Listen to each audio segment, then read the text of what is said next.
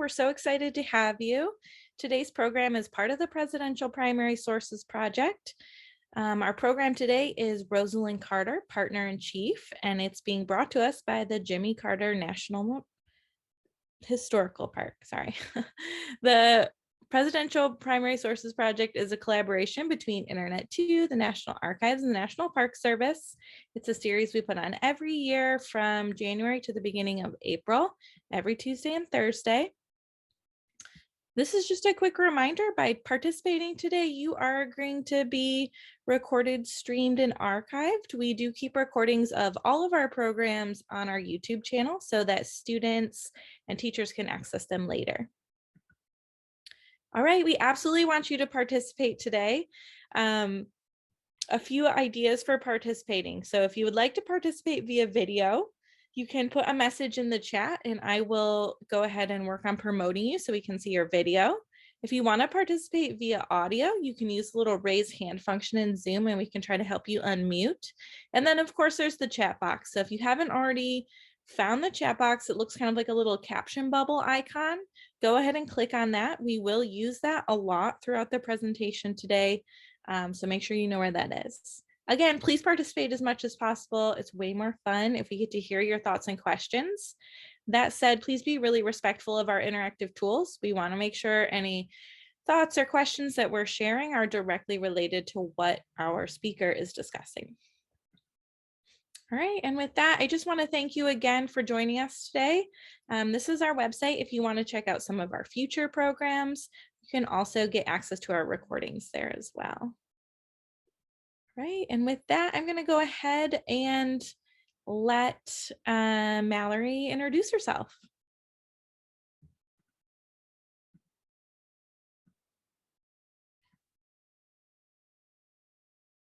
Mallory, you're muted. Yes, can you hear me now? Yes. Okay, I do have a little bit of lag on my end, so you guys might have to bear with me for a moment. If I cut out for any reason or if we get disconnected, Therese will get us back up and going as soon as possible. But again, my name is Mallory Hernandez. I would turn my camera on, but I risk shutting the whole program down if I do that. But I'm a park guide here at the Jimmy Carter National Historical Park in Plains. And I'm really excited to be able to talk to you guys today a little bit about Rosalynn Carter. As Therese was saying, our topic for the presidential primaries is Rosalynn Carter, Partner in Chief. And that's really going to be a super important theme that we're going to explore today. It's not just about things Rosalynn Carter has done, it's things that she's done because she has her husband's support, and it truly is a partnership between the two of them. So again, we'll have time for questions at the end. If you have questions along the way, feel free to drop them in the chat. I'll either try to answer them as we go along, or we'll save it for the very end. So please do drop some questions in there and we'll do our best to answer them. I also have somebody else with us from our park. Victoria, do you want to introduce yourself really quick? Sure. Hi, everyone. My name is Victoria Cascione. I'm the curator here at Jimmy Carter National Historical Park. I'm going to be the tech behind the scenes today. Yes, she is helping me out since I am not tech savvy at all. So yeah, but we'll go ahead and get started. But just to give you guys a little bit of background about today's program, Rosalynn in general, really when we talk about the Carters, it's really rarely ever a conversation about just one or the other. Their story has been a partnership from the very beginning, and to talk about one without the other is honestly really leaving out a large part of each of their own individual stories. So they do help complete each other. Having just celebrated their 75th wedding anniversary last July, Jimmy and Rosalynn are now the longest married presidential couple in American history. So that's a really crazy honor to be able to hold. And it's just, you know, another honor in a very long list of names and awards that the two of them together as a couple have had bestowed upon them. And I think, honestly, it's really fitting considering the fact that we're talking about their partnership and its impact on Rosalynn's influence throughout history. So former First Lady Rosalynn Carter has worked for more than 5 decades to improve the quality of life for people all around the world. Today, she is a leading advocate for mental health, caregiving, human rights, equality, and conflict resolution. And these are things that she's really always stood for and still does even to this day. So we'll go ahead and get started. Victoria, if you want to go ahead and move to the next slide for me. All right. So just to give you a little bit of background on Rosalynn, she was the oldest of 4 children born to her father, Wilburn Edgar Smith, and her mom, Allie Murray Smith. Her father was a mechanic, a farmer, and a bus driver here in the Plains area. And he unfortunately passed away from cancer when Rosalynn was 13 years old. This is back in 1940. And this really forced her to kind of have to assume some additional responsibilities. And she would later go on to say that ultimately, you know, her father's death somewhat ended her childhood. It forced her to have to grow up a lot faster than she was prepared to. So in order to help her mother out, she, you know, picked up extra housework and even took on a job helping with her mother's dressmaking business. So her mom was a seamstress in the area for any locals. So Rosalynn took on a job while also going to school. So despite all these extra responsibilities, she still went on to become valedictorian of her graduating class at Plains High School, which I think goes to show her dedication and how she perseveres really at everything she does. And that's something that we're going to see repeat throughout her life. As I take you guys through it, you'll notice that theme. And although that her father's death was very tragic and a huge hardship to face at such a young age, I personally do really believe that this shaped Rosalynn in the way that, again, we're going to continue to see her step into roles that were larger than life, really. And she did so without a second thought. So here on this slide, just to show you a little bit of a young Rosalynn, on the left is a photo of her and some of the girls from her class in front of Plains High School. You can see it there in the left corner of the picture, standing out in the yard with floral arrangements. I just noticed, you can see all the moss hanging from the flowers. I didn't notice that before. But this is actually this was originally a black and white photo, and it was hand colored by one of the teachers here, Miss Julia Coleman at Plains High School. So she went back in and recolored that herself. And you can see Rosalynn there right in the middle in the yellow dress, have her circled there. But that is a young Rosalynn, probably around the time that she would have graduated, I believe. Yeah, somebody said it looks almost like a painting. It really does. Going back in and adding color kind of makes it look like a watercolor, which is really neat. Then you can see on the right, this is a picture of a young Rosalynn. It says Rosalynn Smith, 7th grade, awarded $5 by the M&M store for making the highest average in the 7th grade. So I thought that was kind of funny. She goes on to become valedictorian, and you know, she even won something in 7th grade for having the highest average. So she's kind of always, goes for the highest that she can get. So yeah, all right, Victoria, we can go ahead and move to the next slide. Therese, is everything sounding okay so far? Yep, you are loud and clear. Awesome. Sounds good. All right.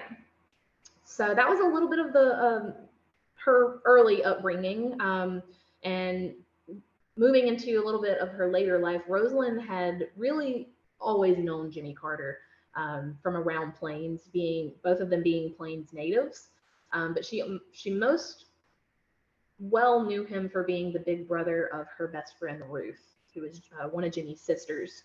And Rosalynn really took interest in him when he entered the Naval Academy and saw Ruth's photo of her brother in uniform. She was actually quite smitten by that, and that's where the crush really started for her, seeing how handsome he looked in uniform in that photo. She later realized the interest was mutual when Jimmy asked her out on a date to the Rylander Theater when he was visiting home one summer in 1945. And after that first date, the very next morning, Jimmy actually has told the story a lot, but he recalls telling his mom the next morning at the breakfast table that she's the girl I want to marry. And he did exactly that. So they were married the next summer on July 7th, 1946.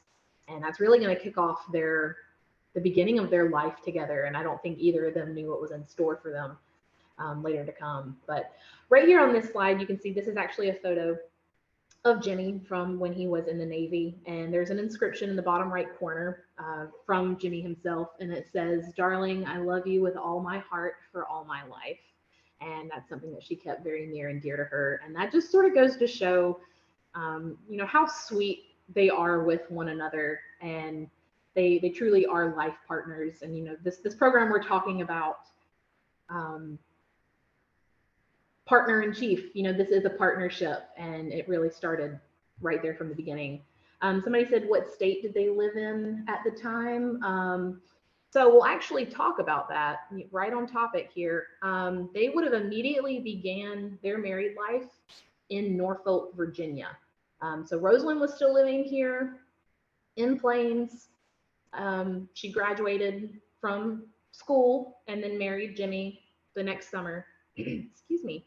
And then they moved wherever his deployment would take him. So they started in Norfolk, Virginia, and it would be the first of several residences that they'd actually see over the next 7 years, because they'd moved with Jimmy's naval deployments.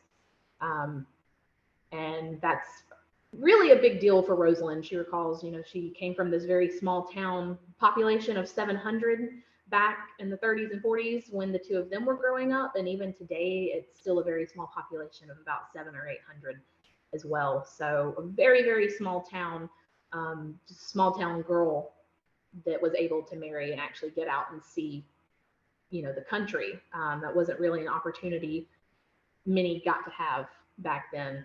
So it was really important for her, and would go on to change her life, really. So while Jimmy was still in his deployment, Rosalynn would actually pursue her further education, mostly through home study programs.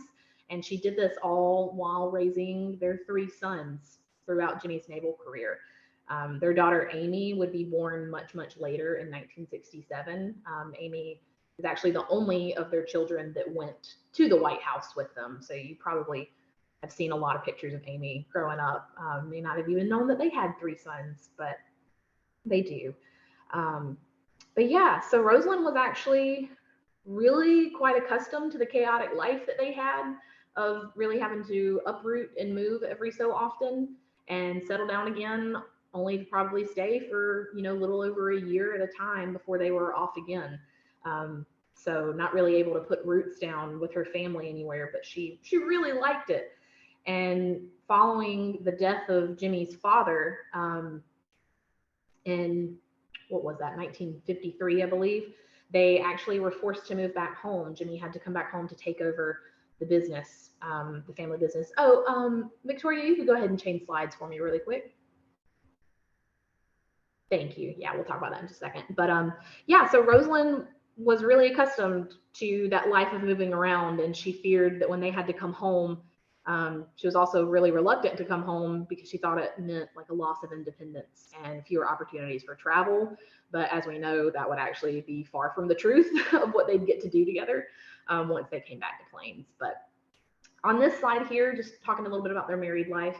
On the left, this is actually a picture of Rosalynn. She is on the left of Jimmy here in the center, and that is his mother, Miss Lillian, on the right. They are actually pinning his ensign bars to his uniform on his graduation day from the Naval Academy in Annapolis. And then on the right, both above and below, are photos from their actual wedding day on July 7th in 1946. So the bottom is a photo in the sanctuary where they were married. The top is a photo of them in the car before they drove away for their honeymoon. So you can see Jimmy there in his handsome white suit, his nice uniform there. All right. Okay, Victoria, you can head to the next slide for me. Thank you. All right. So even though they had to move home, their partnership still did not falter. In fact, this is really where it started to kick off as more than just being, married to one another. They really had to learn to work with one another. So the two of them have always had that partnership long before tackling a presidency and first ladyship together. And with that being said, while Jimmy ran the family peanut business, Rosalynn really got in there and got her hands dirty, and took up the role that she needed to at the time. She kept the books for the peanut warehouse and did the bookkeeping at the time. You can see in this photo here, the top left, that's actually the storefront for the Carter warehouse. This was the peanut business, really, where all of the peanuts that were farmed on the family farm would then go to the warehouse to be processed and sent to their end user, which was more often than not farmers. So you can see sort of what a package of those peanuts would have looked like there on the right, the Carter seed peanuts. And then on the bottom, it's just Jimmy and Rosalynn walking through one of the fields after the peanut harvest. Rosalynn's a little out of place there in their nice clothes, but I think it's a cute photo. It just shows they're always doing things together. It doesn't matter what that is. But yeah, Rosalynn has actually even said that she knew more on paper about the business than Jimmy did, and he has never disagreed. So she did a lot to help keep the business afloat when they had to come back to Plains. She also had a major role in helping campaign for her husband's political endeavors once he started to get into politics after they came back. Started with door-to-door campaigning for Senate, which then transformed further into the small town girl learning to have to give public speeches, which she said she hated and was deathly afraid of, but you wouldn't know that if she got up to give a speech today. She's a real natural at it. And she would eventually go on to still use that platform to enact changes within Georgia's mental health system during Jimmy's governorship, and do even more once they get to the White House. So yeah, so as First Lady of Georgia, and from Georgia's capital, Rosalynn really fought for overhauling the state's mental health system and changing the way that looked, whether it was fighting stigma against mental health and mental illnesses or fighting to change policy. So her work began in '71 as part of the Governor's Commission to improve services to the mentally and emotionally handicapped. So here she really kept the issue at the forefront of the state government and oversaw the initiation of reforms. So she really wanted to get things moving, get things in motion and rolling to have changes enacted, as law. So her work would continue later into her husband's presidency when she served as the honorary chair of the Commission on Mental Health. And in this role, she'd help bring about passage of the Mental Health Systems Act of 1980, which would go on to serve grants to community mental health centers. And I personally still think it's such an honor to call her such a champion mental health advocate. And I and many others consider her a very trailblazing woman in the field of mental health. So she definitely sort of started exploring that platform of mental health as First Lady of Georgia, and that's really going to kick off once they get into the White House. So let's see, Victoria, you can go ahead. Yeah, so on this slide here, this is actually a letterhead from the governor's mansion when Jimmy and Rosalynn were in office there. And the inscription from Rosalynn says, "Dear Barbara, you've been so wonderful to me since I moved to Atlanta. I don't know how to say thank you. I love the plaque, and I know the birthday party was your idea. Thank you. I look forward to seeing you after and claim you as one of my closest friends. Sincerely, Rosalynn." Victoria, did you have anything to add about this, since this is an actual museum piece? Nope, you covered it. Awesome, great. Cool. All right, we can head to the next slide then. But yeah, you can see the letterhead at the top there where it says the governor's mansion. So it's a pretty neat little artifact to have there. All right, so that pretty much covers the governorship and first ladyship there.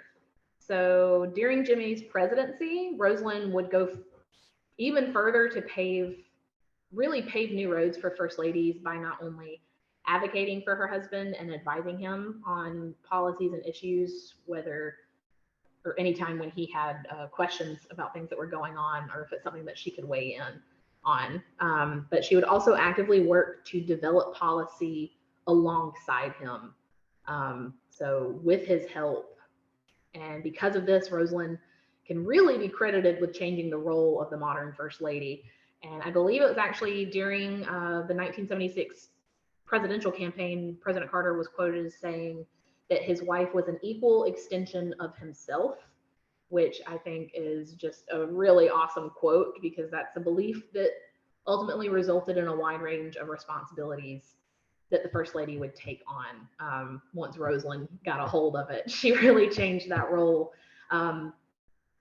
Before, the role of the First Lady was more seen as a social icon, the social status, and they definitely had influence and had an impact in the things that they could do and enact change, but it was more so really just a status. So Rosalynn's going to go on to put a lot of work behind that. So prior to the 20th century, actually, the First Lady, like I said, really relied on household staff and White House staff and clerks to plan and carry out events, respond to any press, and manage personal communications and whatnot. Edith Roosevelt actually became the first Lady to initiate a formalization process for the staff of the First Lady by hiring the first White House social secretary. Later, the First Lady's staff would continue to expand underneath Eleanor Roosevelt when she hired the first East Wing personal secretary. And then even later, Jackie Kennedy would become the first to employ a press secretary to the First Lady. So all these small changes went forth by these former First Ladies to expand the resources that the First Lady had and what she could do with that. But ultimately, it comes down to Rosalynn Carter for changing that role. So they had some duty, the First Lady had some duties, but an official East Wing office, excuse me, a little tongue-tied there, an official office to match the First Lady's duties would not come to be about until Rosalynn assumed the role. So she was actually the first to designate a separate East Wing workspace that would become known as the Office of the First Lady. The East Wing has commonly been known to be associated with the First Lady. You know, the president has his office, the Oval Office, in the West Wing, East Wing's for the First Lady, but now she actually has an official office, just like the Oval Office, where she can do her work. And Rosalynn really did a lot of work here. You can actually see on this slide, the photo on the left is Rosalynn with her personal assistant, Madeline McBean. This is in the Office of the First Lady in the East Wing in 1977. And the photo, the colored photo, the top right, is actually a brass desk set. So there's a clock in the center and two pin holders, or holders like with pins in it, set off to the side. And Rosalynn actually brought this from Plains to the White House to use in the office. And you can kind of see it in the photo of her and Madeline there on the very far right side of the desk. You can see the pins sticking up a little bit. So that's a neat artifact. I believe, Victoria, we have that in our museum, actually, don't we? Say that again. Do we have that desk? That desk set is downstairs in our museum, is Yes, it not? it's on display. Yep. Okay, that's what I thought. So we do actually have this artifact on site at the park here in Plains. So if you guys are ever able to come down, you can actually see this and see something that was, you know, on the desk of the First Lady in the Oval Office while Jimmy Carter was president. So I think that's really neat. And then below is another one of Rosalynn's staff, Mary Finch Hoyt. She was the press secretary of the First Lady. Let's see. So yeah, underneath the Office of the First Lady, Rosalynn hired a chief of staff and organized the office into 4 departments to maximize its efficiency, how well it ran.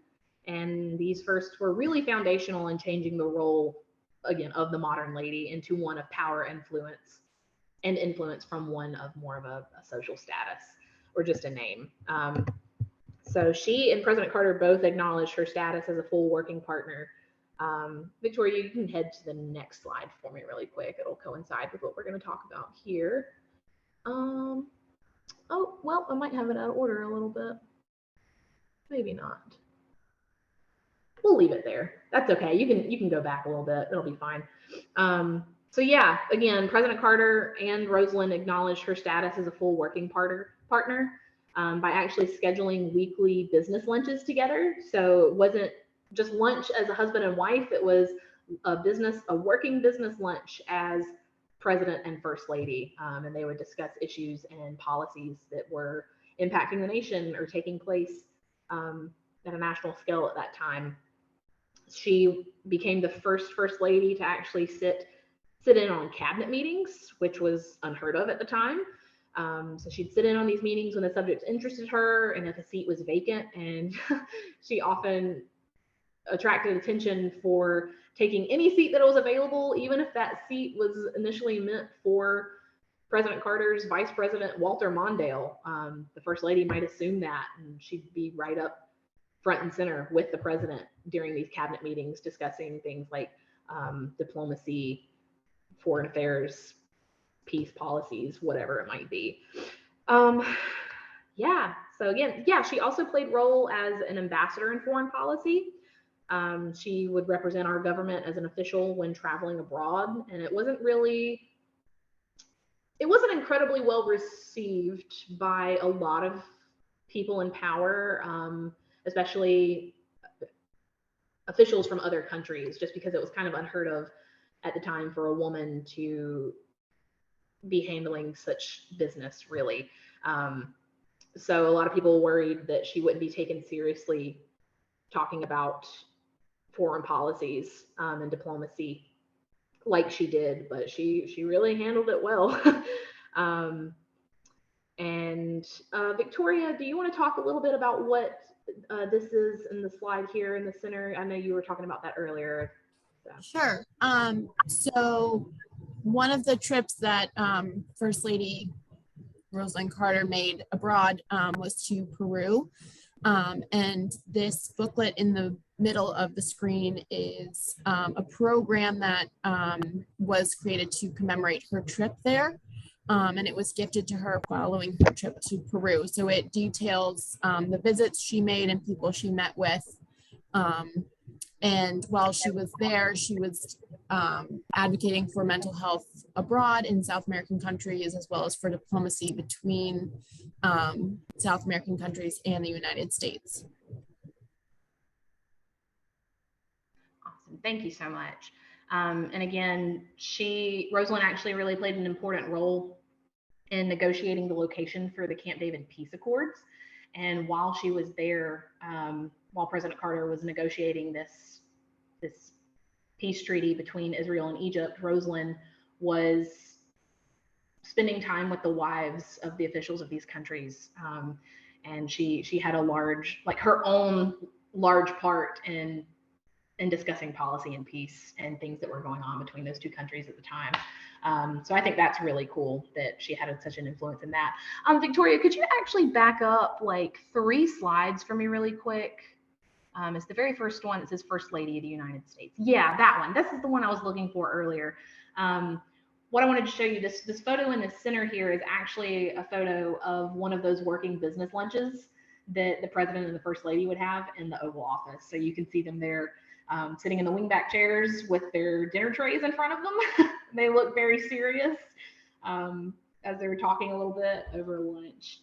And again, here to the right, we actually have some campaign buttons that are museum items as well. And since we're talking about a partnership, I just think it's cool that, Rosalynn, even during the campaign part of all this, had her own force behind her. She has this button, Rosalynn Carter for First Lady in 76, and the bottom, join Jimmy and his best friend.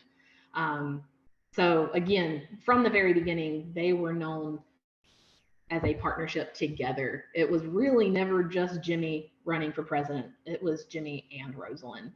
And that, still rings true today with everything that they do.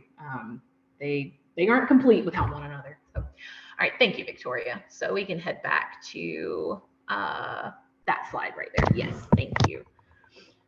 All right, let me gather my thoughts. Forgot where I was at here. So again, as First Lady, Rosalynn was particularly interested in combating mental illness, and that's something that she brought with her from Jimmy's governorship. That's the platform, the main platform that she really chose to stick with. And she was able to do a lot more with that as First Lady of the United States, more so than just as Georgia during the governorship. So she served as the honorary chairperson of the President's Commission on Mental Health. Jimmy himself, he could not officially appoint Rosalynn as a member of this committee. It would have been an act of nepotism. It would have not been appropriate or legal at the time, with him being president and her husband, to appoint somebody related to him into a position of power like that, or in office. So she was an honorary chairperson, but she really took that role seriously, and she took a very active role in the work that that commission did. This resulted, I talked earlier about the submission of the Mental Health Systems Bill to Congress in May of 1979.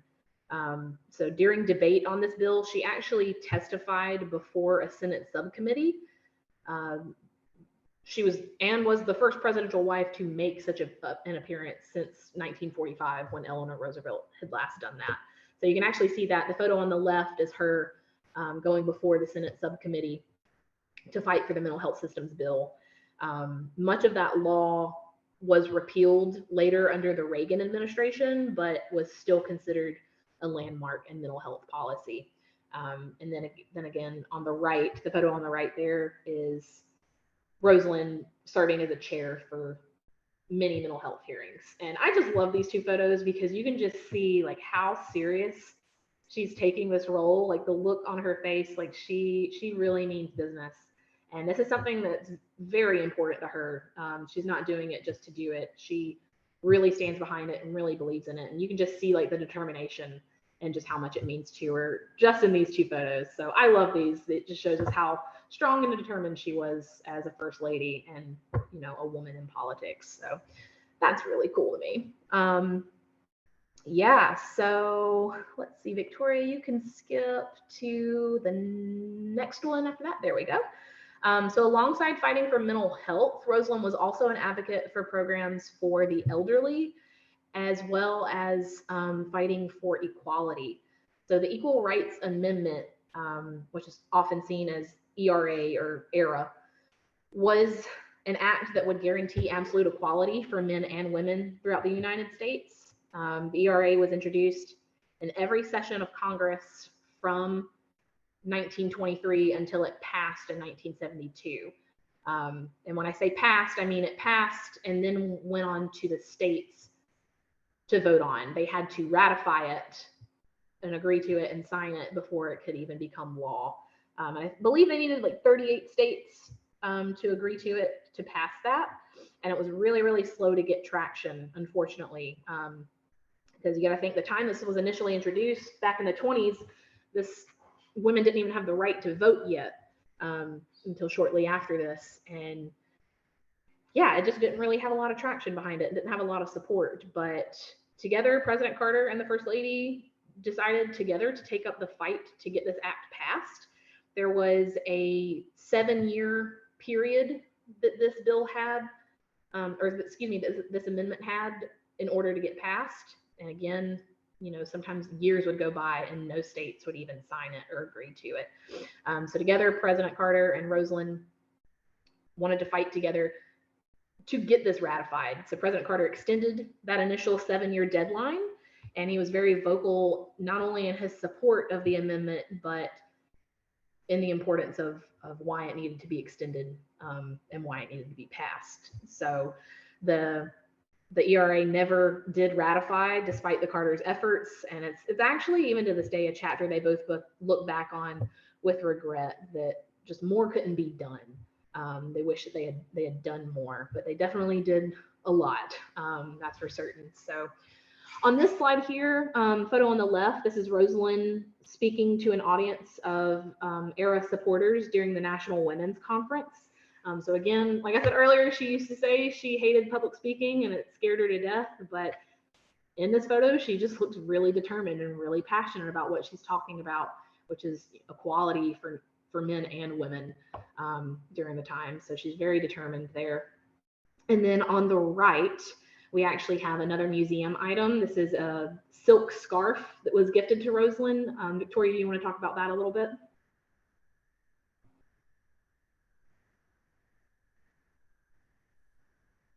Sure. So the leaders of the campaign for the ERA gifted this to Rosalynn. Several members, other members of those campaigning for the amendment also received one. It was just to show their thanks for her support for the ERA. Thank you. All right, so we can head to the next slide.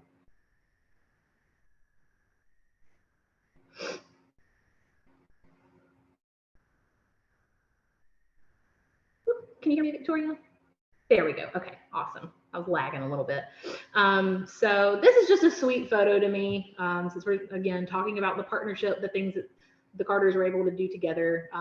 President Carter is just sharing a kiss on the cheek with Rosalynn. I believe this was when the Health Systems Act passed, got through Senate. So he's celebrating that win there with Rosalynn, standing again before a podium after she'd just given a speech, I'm sure. But yeah, I just think it's a really sweet photo, and I just wanted to show that because it just, again, it just shares the love they have for each other, even though they're doing business. You know, they still were a partnership in life too, as a husband and wife. So it wasn't just politics and policy and business. There was a lot of love that went into that between them, and they always had the support of one another. All right, so let's see. We just talked about the ERA. Oh, yeah, so we'll hold there for just a minute, Victoria, just to give you guys like a little background of some things that you could relate Rosalynn Carter's platform to, some things you might have heard of more modern day. Other platforms that are specifically associated with other former First Ladies include Lady Bird Johnson's initiative to beautify America's cities and highways. Betty Ford and Nancy Reagan both had interest and took a platform on fighting drug and alcohol abuse.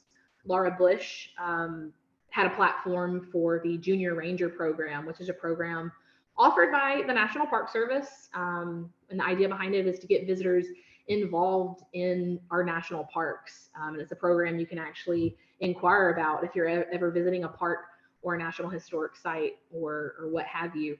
You can ask about their Junior Ranger program, and you can become an ambassador, a Junior Ranger of that park, and teaching other people. And you don't have to just visit in person to become a Junior Ranger. I'll tell you a little bit more about that later if you guys have questions. So if you do, drop that in the chat. But again, that was Laura Bush's platform. More recently, some things you might be more familiar with are Michelle Obama's platform of her Let's Move initiative. This focused on tackling childhood obesity and improving the overall health of America's youth through healthier school lunch programs and exercise programs.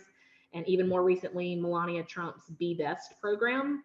And this program focused on the well-being of youth and advocating for safety online and for advocating against cyberbullying. It was really just focused on making sure today's youth, America's youth, had access and the means to be the best version of themselves that they could.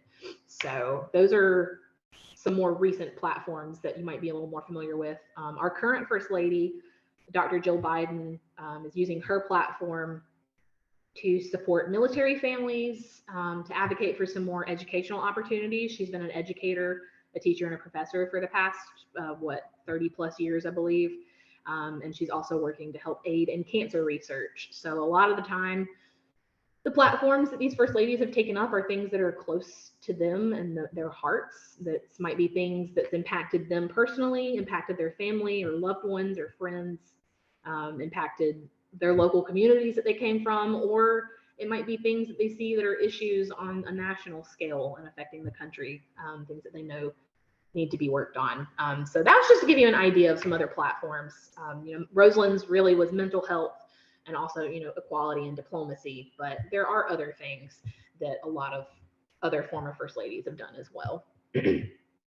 All right, so following Jimmy Carter's presidency, Rosalynn kind of took that loss really hard when he lost to Ronald Reagan, but she turned that focus and energy back towards those same causes that have always interested her long before entering politics in the White House. And while the platform for mental health really took off while in office, her efforts still continue to this day, fighting for those causes, all with her husband by her side in partnership. She continued to working to improve mental health care and to promote other projects that she has said would result in good for others. So that's really been her motto moving forward. So like President Carter, her work and their work together after the White House is just, if not more, impactful. So President Carter has often been said to have done, or is known for doing, even more post-presidency than like he was able to do while he was in office. The same goes for Rosalynn. So the fight didn't stop there once they left the Oval Office. And ways that they did that, in 1982, Rosalynn and Jimmy Carter, Victoria, will you skip to the next slide really quick? Thank you. Yeah, I'm a little out of order. But in 82, Rosalynn and Jimmy, in partnership with Emory University, they co-founded the Carter Center, which is in Atlanta. And this is a nonprofit human rights organization that's actually dedicated to improving the quality of life for people at home and in the developing world. And they do so through programs in peace and health. They also work with Habitat for Humanity through the Carter Center. They participate in the annual week-long Jimmy and Rosalynn Carter Work Project, which began in 1984, and with Habitat, they help to build homes for the needy. So that's all work that they do through the Carter Center, and the Carter Center is still aiding in like medical research and election monitoring in other countries. You could actually skip 2 more, Victoria, and we'll show. There we go. Okay. So here on the left, this is actually a flag, the blue and white tasseled flag.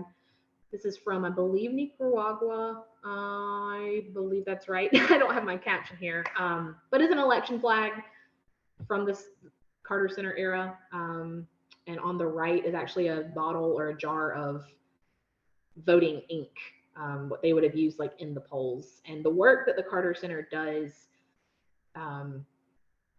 in election monitoring in other countries is basically monitoring democratic elections to make sure that it's fair and equal and that everything's done right. Victoria, did you have anything to add on those 2? Nope, you covered it. Cool. All right. So we can back up to the Rosalynn Carter Institute slide. Thank you. Awesome. So let's see. Yeah, so the Rosalynn Carter Institute for Caregivers was actually established in 1987, and this was rooted in the former First Lady's beliefs that there are really only 4 types of people in the world: those who have been caregivers, those who are caregivers, those who will be caregivers, and those who will need caregivers. RCI was established at Georgia Southwestern State University in Americus, which is about 15 minutes from where we're located in Plains. It's a college here in town, but that was established in her honor at Georgia Southwestern. And I really like this quote here that actually came from their website. It says, "Caregiving is hard, even on the good days when it brings joy and fulfillment. It requires dedication, determination, and time." And that's a quote from Rosalynn herself. And again, just talking about that dedication and determination and care for other people. That's just always been her thing.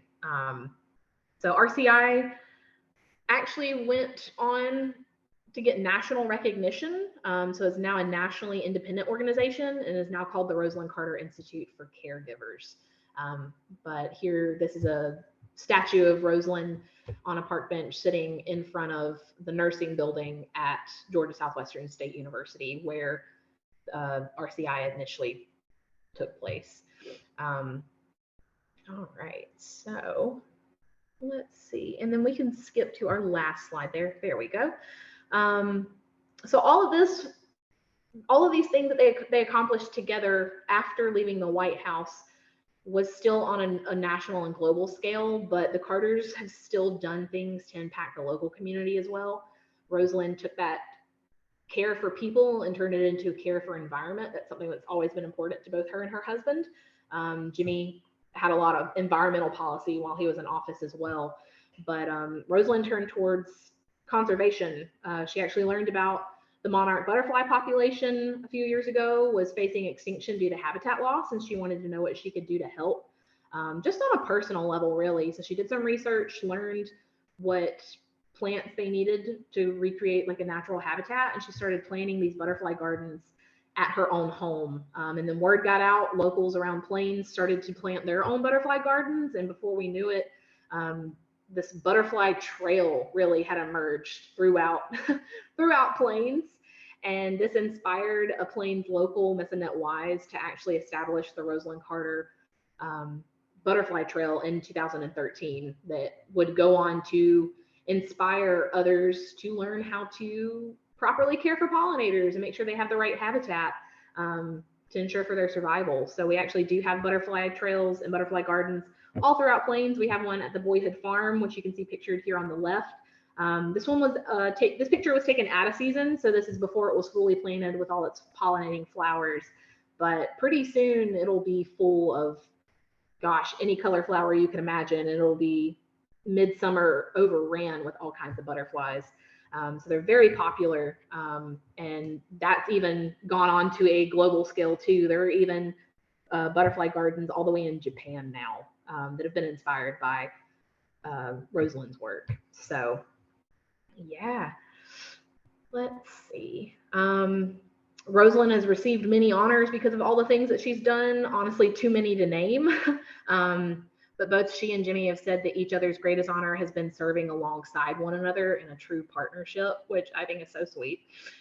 I think these two have really shown us what it means to work together, like I said, not only as business partners, but as life partners, to show what hard work and dedication to one another and the work that they're doing can do. So their dedication to each other has stood the test of time, and to this day, that dedication is still impacting so many people across the world and even here in small town Plains today. So yeah, if that's it, I guess we'll go ahead and open it up to some questions. Therese, if you would like to moderate, we could do a little bit of that. Sure. If anyone has any more questions, you can go ahead and put them in the chat. It looks like we do have a few left over. Okay. So do presidents still receive a lot of attention after retiring? Oh, yes, they definitely do. That's a really good question. So, they don't really ever stop. They might not be the active president at the time, but they still were a president once upon a time. And that attention, that fame is going to follow them after they leave office. So it definitely did with President Carter. He and Rosalynn chose to move back to Plains after leaving the White House, coming back to small town Plains, town of 700. You can imagine people were probably like, oh my gosh, this is going to be insane. And it was here for a while. Even before he became president, when he was just campaigning for presidency, thousands of people, tens of thousands of people were coming into Plains every single day. That was before he even became president. So you can imagine after president what that looked like. And to answer the question, do they still receive attention? Well, Jimmy Carter's got a whole national park dedicated to him. So yeah, he gets a lot of attention. He's got the Presidential Library, the Carter Center, all this active work that they're still doing. So they still do receive a lot of attention. And a lot of other presidents have had foundations as well. Every president gets a presidential library after they leave office, I believe. And other former presidents and first ladies have gone on to create things similar to the Carter Center. The one in particular that comes to mind is the Ford Foundation. So the Fords went on to still do some work post-presidency too. So great question. One of them refers to the letter you displayed. They wanted to know who Barbara was that she was writing the letter to. That might be a better question for Victoria. Victoria, do you know? Yep. So Barbara Sugarman was a very good friend of President and Mrs. Carter. She worked with them to campaign for Jimmy's presidency, and she worked closely with Rosalynn once she became First Lady. I don't think she had an official title, but she worked closely with Rosalynn on several of her initiatives. So I think they just have a close personal relationship. Gotcha. Lakewood wanted to know, how long were they farmers? How long were they, say that again? How long were they? Farmers. So you talked about them working on the peanut farm. I think they wanted to know how long did they do? Okay, yeah. So the Carters owned, Earl Carter, who was Jimmy's father, owned about 2,000 acres throughout Sumter County, where Plains is located, and a neighboring county, Webster County. These were acreages of like small working farms, similar to their own family farm. They moved there in 28, I believe, when President Carter, when Jimmy was 4, and they lived there on that property that is our boyhood farm today until 1949. They sold that property to another family, and they no longer were using that one for farming in particular. But the peanut warehouse business still went on for a little bit. They sold the family farm in 49. Earl did not pass away until 53. That's when President Carter, again, I said that out of habit. That's when Jimmy moved back to Plains to take that over. So I don't know exactly when Earl began farming himself, but decades and decades. And the active farming on the part of the park that we have today and maintain would have ended in 49. And the peanut warehouse business would have still gone on for a few years before President Carter had to put that into what we call a blind trust, just because it was what was the word I'm looking for? It was a conflict of interest when he was running for president. So he couldn't keep that business any longer, and he had to sell that. So I believe that was like mid to late 50s that would have happened. So they sort of started getting out of that farming practice there in the 50s, and then he started getting into politics. So that's where that picked up. And I think this is our last question. Are their children still alive? Sorry, repeat that for me. Are their children still alive, Rosalynn and Jimmy's children? Yes, they are. So like I said, they have 3 sons and 1 daughter. I believe 3 of the children live in the Atlanta area still today. Amy actually recently retired from teaching, but she still lives up in the metropolitan Atlanta area. And 1 of their children lives out in Nevada and is a retired lawyer, I believe. But yes, they are all still alive. I personally, yes, I have met them myself too, the Carters and their children and much of their extended family. Since they had their 75th wedding anniversary last July, we had a big party here at the park that we hosted and got to meet and see a lot of the Carter family, including all of their children. So